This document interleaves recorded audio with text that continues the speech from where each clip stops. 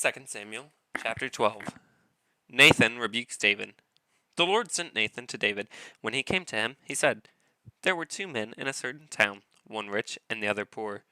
The rich man had a very large number of sheep and cattle, but the poor man had nothing except one little ewe lamb he had bought. He raised it, and it grew up with him and his children. It shared his food, drank from his cup, and even slept in his arms. It was like a daughter to him. Now a traveler came to the rich man, but the rich man refrained from taking one of his own sheep or cattle to prepare a meal for the traveler who had come to him. Instead, he took the ewe lamb that belonged to the poor man and prepared it for the one who had come to him. David burned with anger against the man and said to Nathan, As surely as the Lord lives, the man who did this must die. He must pay for that lamb 4 times over, because he did such a thing and had no pity.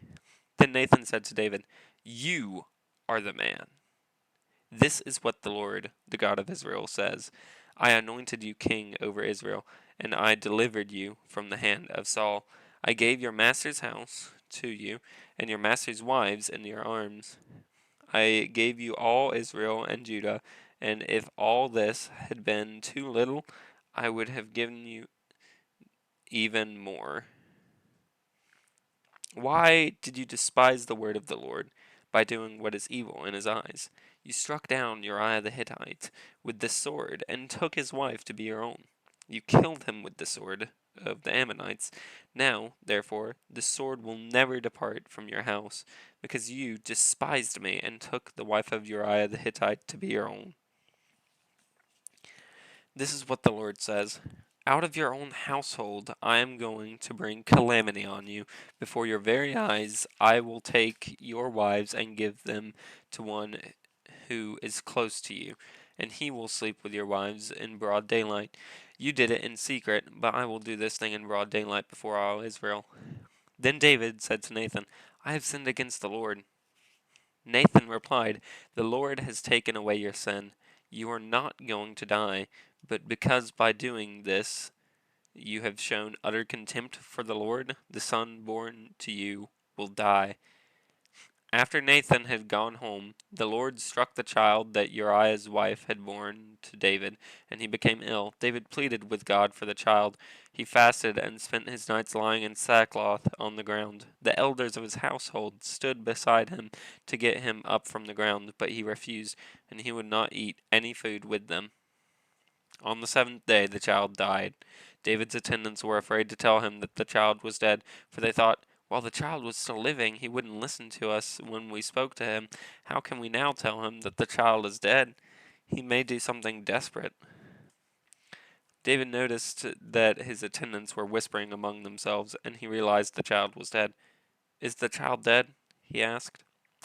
Yes, they replied. He is dead. Then David got up from the ground. After he had washed, put on lotions, and changed his clothes, he went into the house of the Lord and worshipped. Then he went to his own house, and at his request they served him food, and he ate. His attendants asked him, Why are you acting this way? While the child was alive, you fasted and wept, but now that the child is dead, you get up and eat? He answered, While the child was still alive, I fasted and wept. I thought, Who knows? The Lord may be gracious to me and let the child live. But now that he is dead, why should I go on fasting? Can I bring him back again?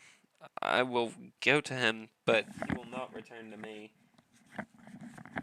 Then David comforted his wife Bathsheba, and he went to her and made love to her. She gave birth to a son, and they named him Solomon. The Lord loved him, and because the Lord loved him, he sent word through Nathan the prophet to name him Jedediah. Meanwhile, Joab fought against Rabbah of the Ammonites and captured the royal citadel. Joab sent messengers to David, saying, I have fought against Rabbah and taken its water supply. Now muster the rest of the troops and besiege the city and capture it. Otherwise, I will take the city, and it will be named after me. So David mustered the entire army and went to Rabbah and attacked it and captured it.